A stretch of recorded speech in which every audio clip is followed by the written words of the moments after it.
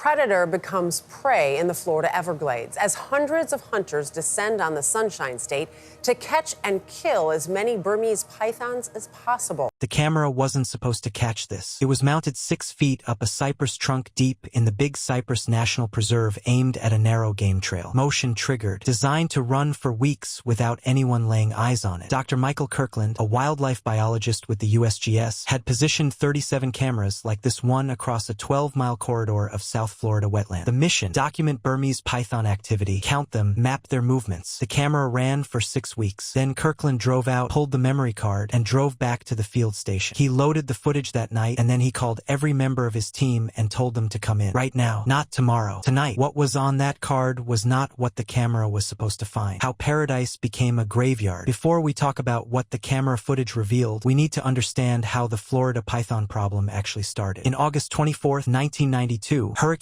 Andrew made landfall south of Miami. Sustained winds of 165 miles per hour. 65 people dead. $27 billion in damage. It also destroyed a reptile breeding facility that housed Burmese pythons. The enclosures collapsed. An unknown number of large tropical constrictors slipped out into the night and into the water. Nobody went looking for them. Simultaneously, tens of thousands of pet owners across South Florida were making a decision. They'd bought Burmese pythons as exotic pets, manageable hatchlings that grew to 12 feet in a suburban house. The solution for too many owners was to drive to the edge of the Everglades and release the animal. They thought they were setting it free. They were loading a gun. The Everglades is the perfect environment for a Burmese python. Over 1.5 million acres of subtropical wetland, year-round heat and humidity, and a food supply so abundant and completely unprepared that it was an all-you-can-eat buffet with no closing time. The native wildlife, raccoons, possums, rabbits, marsh birds, white-tailed deer, had spent thousands of years evolving alongside their actual predators. Alligators, bobcats, Florida panthers. A Burmese python is not in that pattern library. A raccoon in the Florida Everglades had never encountered an ambush predator that could reach 15 feet, sense body heat in total darkness, lie motionless in 2 inches of water for hours, and strike faster than the eye could track. The raccoon would walk past a coiled python the way you or I might walk past a garden hose. Dr. Frank Mazzotti, a wildlife ecology professor at the University of Florida, put it in terms that stuck with every researcher who heard them. He said, "Releasing Burmese pythons into the Everglades was like releasing wolves into a petting zoo. The pythons didn't just survive, they consumed. A female Burmese python lays between 50 and 100 eggs per clutch and incubates them with the commitment music of a brooding bird. No native predator had evolved a strategy to deal with them. The population went vertical. Today, conservative estimates put Burmese pythons in South Florida at 100,000. Higher estimates reach 300,000. 300,000 apex predators in an ecosystem that had none of them 20 years ago." Mazzotti published a landmark study documenting the damage. Raccoons down 99.3%, not 10%, not 50, 99.3 from ubiquitous to functionally absent. Possums crashed 98.9%, bobcats fell 87%, species after species not reduced collapsed. But the numbers are not the most haunting part of the story. The most haunting part is the silence. Mazzotti described driving the same roads through the Everglades that he had driven for 3 decades. Roads where, in the 1980s, you couldn't travel 100 yards without slowing for an animal. Now his team drives for miles and finds nothing. No movement, no eyes in the headlights, just road and sawgrass and the hum of the engine in a silence that shouldn't exist. He described pulling over at a spot where he had once photographed 53 individual mammals in a 2-hour period. Stepping out of the truck, listening, nothing. The implications go far beyond heartbreak. The Everglades provides flood protection and water filtration for millions of people, recharges the drinking water aquifers for one of the fastest-growing regions in the country. Ecologists estimate its annual economic value at more than $31. The small mammals the pythons consumed were not peripheral to this system. They were foundational. The pythons weren't just eating animals. They were dismantling a machine, hunting ghosts in the grass. Florida's response began with the Florida Python Challenge, a public hunting competition. In its 2024 iteration, participants removed 195 pythons. If the population is 300,000, that's 0.065%. A single breeding aggregation could replace every snake the challenge. Removed, not a solution, not even a dent. So the state hired full-time professional contractors. Donna Khalil became one of the most recognized. She described hunting pythons at night, the headlamp sweeping across the berm, finding nothing, and then something registers at the edge of your vision. A shadow that doesn't match the vegetation, and then it resolves a body the diameter of a telephone pole, coiled so still it looked like a root. She called it hunting ghost. coasts. Since the contractor program launched in 2017, these hunters have removed more than 23,000 Burmese pythons from Florida, 23,000 animals, and yet that number likely represents less than 5% of the total. The pipeline constantly refills every available technology. Failed thermal drones couldn't detect cold-blooded snakes matching the ambient temperature. Robotic prey decoys were ignored. Pythons are ambush predators that simply waited for real prey. The one approach showing genuine results is the Judas snake program. Researchers surgically implant a GPS tracker in a sexually mature male, release him, and follow him straight to a breeding aggregation during mating season. Ian Bertashek Music of the Conservancy of Southwest Florida pioneered this technique and used it to locate and remove some of the largest breeding females ever recorded. But the spatial scale of the Everglades makes meaningful coverage impossible, and veteran hunters began saying something difficult to dismiss. Mike Kimmel, known as Python Cowboy, said, "These animals are learning. The snakes are withdrawing into deep sawgrass and cypress hammocks where no snorts human presence is consistent. The breeding populations are concentrating in the areas hardest to reach." He said, "They're adapting to us faster than we're adapting to them. The invisible plague. What if the most dangerous thing in Florida's swamp was not the 20-foot constrictor? What if the invasion had a second wave already years ahead of where anyone knew to look?" Dr. Terrence Farrell, a herpetologist at Stetson University, was conducting routine health screenings on wild-caught animals when he noticed something wrong. Not with the pythons, with the native snakes, garter snakes, pygmy rattlesnakes, eastern diamondbacks showing up emaciated, lethargic, mouths hanging open in respiratory distress. When his team performed necropsies, they found the lungs packed. Dozens of small, pale, translucent organisms, visibly alive, visibly motile, tangled in dense masses inside the respiratory passages of animals slowly suffocating. In snakes still alive during examination, the organisms could be seen extruding from open mouths too weak to close. The organism is Raleatiella orientalis, the snake lungworm, and it came to Florida inside the Burmese pythons. The lungworm and the Burmese python share millions of years of coevolutionary history. In Southeast Asia, the python's immune system manages the parasite load without serious clinical effects. It is a carrier. Florida's native snakes have never encountered this organism. Their immune systems have no template for it. Farrell described it as first contact between European explorers and isolated indigenous populations. One group developed some resistance, the other has none. The results are catastrophic. The transmission pathway makes it nearly impossible to contain. An infected python deposits waste containing microscopic larvae. Cockroaches, ubiquitous throughout the Everglades, consume the waste and pick up the larvae. A native frog eats the cockroach. A native snake eats the frog. This is not aberrant behavior. This is how the system has always worked. Except now, the frog is carrying a death sentence. Once inside the snake, the larvae bore through the stomach wall, migrate to the respiratory system, and anchor in the lungs. They feed, grow, reproduce. Over weeks or months, the airways fill. The snake weakens progressively. Eventually, it suffocates. Farrell described it as drowning in slow motion. Dr. Melissa Miller, a parasitologist at the University of Florida, established the full extent. At minimum, 18 distinct native snake species confirmed infected, the geographic distribution extending as far north as Jacksonville, hundreds of miles from the Everglades. And then came the finding that Miller said made her go cold. The lungworm no longer needs the python. The parasite has completed a host shift. It has established a self-sustaining transmission cycle operating entirely through the native snake community without any Burmese python involvement. Even if every single python in Florida were somehow removed overnight, the lungworm would remain. It is in the cockroaches. It is in the frogs. It is cycling through the ecosystem on its own terms. The plague is self-sustaining. Florida now faces catastrophe on two simultaneous fronts. The pythons consuming the mammal community from above, the lungworm destroying the native reptile community from below. The Everglades being demolished from the roofline and the foundation at the same time. But buried inside the horror of the survey data, researchers found one anomaly. The Florida cottonmouth appears to be resistant to the lungworm. Farrell's team examined cottonmouths in areas of confirmed heavy infection and found almost nothing. Parasite loads so low as to be functionally insignificant. Nobody can explain it yet, but somewhere in the biology of this one resistant species, there may be information that could eventually protect others. The Emperor returns. Florida. Fish and Wildlife's next announcement caused immediate outrage. They were releasing hundreds of snakes into the wild on purpose. The people reacting had not read past the first sentence. The snake being released was the eastern indigo, not an invader, the exact opposite. A species native to the southeastern United States, once abundant across Florida, driven to functional extinction by habitat loss, and absent from key ecosystems for more than 50 years. Dry-marching couperi, the eastern indigo snake, the longest longest native snake in North America. Scales so deeply black, they refract into blue-green iridescence in direct sunlight. The word researchers and wildlife photographers most commonly use when they encounter one in the field is not impressive or striking. The word they use is beautiful, but the eastern indigo's beauty is incidental to its ecological significance. What matters is what it eats. The eastern indigo is an ophiophage, a snake eater. It is completely immune to the venom of every pit viper in North America. Rattlesnakes, cottonmouths, copperheads, the indigo overpowers them with jaw strength and body mass and swallows them headfirst while they're still thrashing. Dr. Dirk Stevenson of the Orient Society calls it the emperor of the forest floor. At the ground level of the southeastern forest, nothing challenges an adult eastern indigo. But the emperor had been displaced. The eastern indigo depends on gopher tortoise burrows for shelter. When Florida's development boom converted native longleaf pine flatwoods into residential and agricultural land, tortoise populations declined, and the indigos declined with them. By 1978, the eastern indigo was functionally gone from North Florida. The Orient Society began a captive breeding program and spent years reconstructing longleaf pine ecosystems in the Florida Panhandle, not just planting trees, but rebuilding the full community of species that a functioning longleaf flatwood requires. The understory, the fire regime, the gopher tortoise colonies that would provide the burrow networks the indigos need. When the habitat was ready, they began releasing captive-bred eastern indigos into the Apalachicola Bluffs and Ravines Preserve. Then, in late 2023, a trail camera at the entrance to a gopher tortoise burrow captured footage that made Dirk Stevenson watch it 11 times before he let himself believe what he was seeing. 2 eastern indigo hatchlings, not released animals. Hatchlings, born in the wild, conceived in the wild, hatched in the wild without any human assistance. No longer than a pencil, moving with the unhurried confidence of an animal that has no reasonable predators. For the first time in more than 50 years, eastern indigo snakes were reproducing autonomously in North Florida. The emperor was not just returning. The emperor was rebuilding its dynasty. The collision course. Go back to Dr. Kirkland's trail camera. The footage that made him call his team in that night. A bobcat, 25 pounds, dragging the decapitated body of a 50 pounds Burmese python through the mud. The head was gone. Targeted first, neutralized, the rest of the snake killed after. The bobcat was dragging the carcass, claiming it. For 20 years, the Burmese python had existed as an apex predator with no serious challengers. Not because native predators couldn't theoretically pose a threat, but because they had no learned experience with this animal. That was changing. Alligators were being documented ambushing smaller pythons. Trail cameras from Everglades National Park showed a Florida panther, one of fewer than 200 remaining in the wild, stalking a python for 20 minutes through a palmetto thicket before making a final approach and strike. Ian Easterling, a National Park Service wildlife technician, told colleagues, "The native predators are doing something nobody's models predicted. They were learning. A python digesting a large meal is sluggish and vulnerable. A python in cooler temperatures is metabolically suppressed. A python's head is proportionally fragile to a predator that strikes fast enough to end the fight before it begins. For the first time in 20 years, the pythons are taking losses. The Everglades is not recovering, but it is fighting back. And the eastern indigo snakes are moving south toward the ecosystem that needs them most. A juvenile Burmese python, 3 or 4 feet long, falls within the size range an eastern indigo could overpower. For a small python, the indigo almost certainly wins. A mature 15-foot female that weighs 150 to 200 pounds is a different equation. Stevenson has been asked about this encounter in multiple interviews. His answer is consistent. He says, "I honestly don't know. Nobody knows. Nobody has observed that encounter in the wild. But there is a genuine possibility that the eastern indigo could exert meaningful predation pressure on the juvenile python population. Every juvenile that doesn't survive to adulthood is a reproductive failure for the invasion. And hanging over all of it is the question Farrell has called the thing that frightens him most. Not the pythons, the lungworm. Can Raleitina orientalis infect an eastern indigo snake? The indigo's venom immunity is specific, tied to molecular features of its blood chemistry. There is no reason to assume it extends to a parasitic music nematode with a completely different biological profile. If the lungworm reaches eastern indigo populations before they achieve self-sustaining densities, it could eliminate the emperor before the emperor can accomplish what everyone needs it to accomplish. Could kill the restoration. Kirkland kept a copy of the memory card. Sometimes, when the work felt particularly heavy, he would watch the 6 weeks of footage compress into a single session. The stillness, nights when nothing moved through the frame at all, the silence Mazzotti had described, captured now in unmoving, unbothered darkness. The battle for the Everglades, what began as a handful of released and escaped Burmese pythons, has become one of the largest invasive predator crises in modern history. Over the past several decades, these giant constrictors have spread throughout the Everglades, an ecosystem perfectly suited to their survival. With few natural enemies and an abundant food supply, their population exploded. The consequences have been devastating. In some areas, mammal populations such as raccoons, possums, and bobcats have collapsed by more than 90%, transforming once vibrant wetlands into landscapes marked by an unsettling silence. But the pythons are only part of the problem. Researchers discovered that the snakes also introduced an invasive parasite known as the snake lungworm. Unlike the pythons that carried it, Florida's native snake species had no evolutionary defenses against this organism. The parasite spread through the food chain, infecting frogs, reptiles, and eventually native snakes, damaging their lungs and slowly suffocating them. Even more alarming, scientists found that the parasite no longer depends on pythons to survive. It has established itself within the ecosystem and can now spread independently. In response, wildlife officials have launched an unprecedented effort to fight back. Professional hunters have removed thousands of pythons. Researchers have developed tracking programs to locate breeding populations, and conservation groups have begun restoring native species like the eastern indigo snake, a powerful predator that may help suppress young pythons in the future. At the same time, signs of resistance are beginning to appear. Bobcats, alligators, and even Florida panthers have been documented attacking pythons, suggesting that native predators may be adapting to the invaders' presence. Today, the Everglades stands at a crossroads. The pythons continue to spread. The parasite continues to circulate. Yet, conservationists, scientists, and native wildlife are still fighting for the future of one of America's most important ecosystems. The outcome remains uncertain, and the battle is far from over.